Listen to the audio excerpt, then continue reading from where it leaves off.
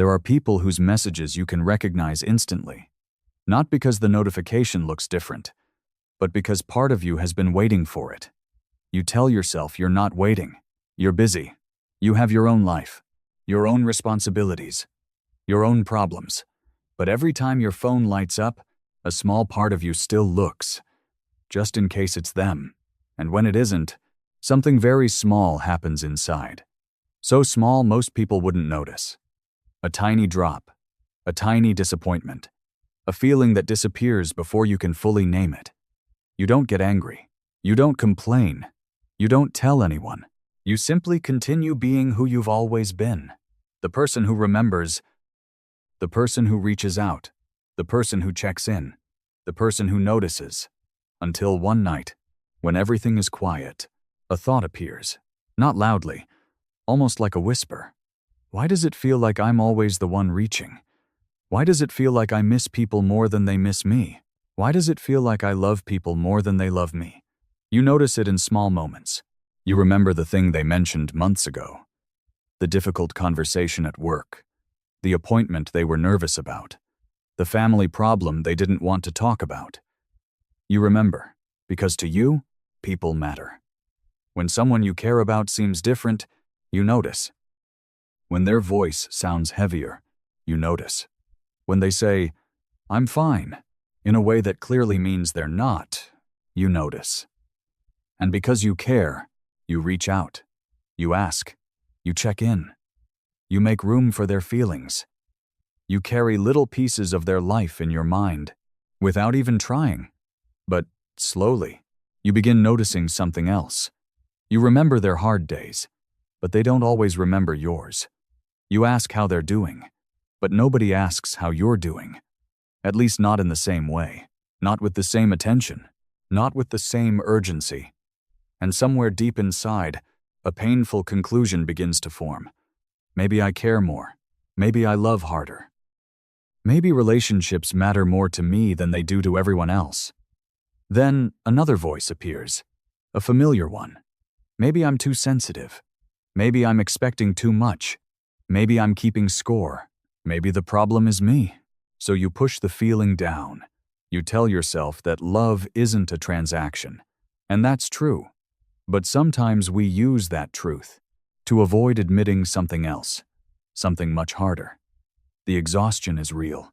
The loneliness is real. The feeling of carrying relationships on your back is real. What most people don't realize is that this pattern rarely starts in adulthood. It starts much earlier, in places we rarely think to look. At some point, you learned that love required effort. That connection had to be maintained. That relationships could disappear if you weren't careful. That simply being yourself wasn't enough. So you adapted. You became more attentive, more thoughtful, more available, more understanding, more helpful, more aware of everyone else's needs. And it worked. People appreciated you. People relied on you. People valued you. People stayed. So your nervous system quietly learned a lesson. If you want people to stay, give more. The problem is that lesson never turned off. Even now, even with people who genuinely care about you, you're still working overtime, still initiating, still remembering, still checking, still making sure the connection doesn't disappear.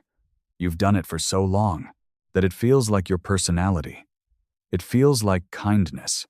It feels like who you are. But underneath all of it, there's often a fear. A quiet fear. One you rarely say out loud. What if I stop trying? What if I stop reaching first? What if I stop holding everything together? What if I stop being useful? Would they still stay? And that question hurts, because part of you is terrified of the answer. So you keep giving. Not always because you want to, sometimes because stopping feels dangerous. You don't realize it, but this creates a very specific kind of loneliness. The loneliness of feeling responsible for every connection in your life. The loneliness of always being needed, but rarely feeling held. People see the version of you that remembers everything. The version that shows up. The version that listens. The version that never asks for much, But they don't always see the tired version. The version that wanted someone else to text first. The version that wished someone would notice. The version that secretly wanted to be cared for, without having to earn it. Because somewhere along the way, you learned something else too. You learned that needing people was dangerous, that asking for too much could push them away. That vulnerability came with risks. So you became the strong one, the reliable one, the understanding one, the one who gives, and eventually, you stopped noticing how much of yourself was missing from the relationship. Most people who feel like they love more than they're loved aren't surrounded by people who don't care. They're surrounded by people who have never truly seen their needs because those needs were hidden, protected, buried beneath years of being the giver. And then a painful cycle begins.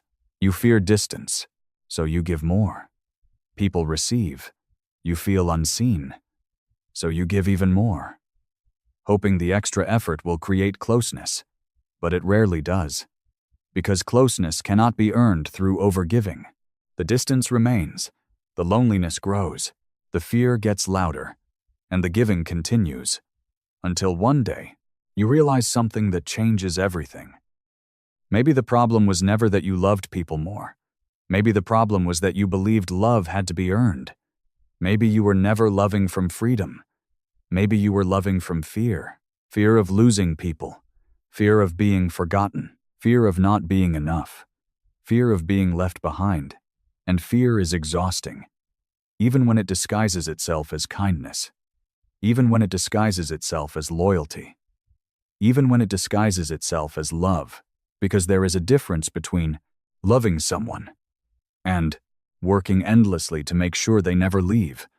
One is love. The other is anxiety wearing love's clothing. The real question isn't, why do I love people more than they love me? The real question is, what would happen if I stopped managing every relationship? What would happen if I allowed people to meet me halfway? What would happen if I stopped proving my worth through giving? Maybe some people would drift away. Maybe they were already drifting. But maybe something else would happen too. Maybe, for the first time, you would discover who stays when you are no longer carrying the entire relationship by yourself. Because love was never meant to be a weight that only one person carries. And the exhaustion you're feeling isn't coming from loving deeply. It's coming from carrying something that was always meant to be shared.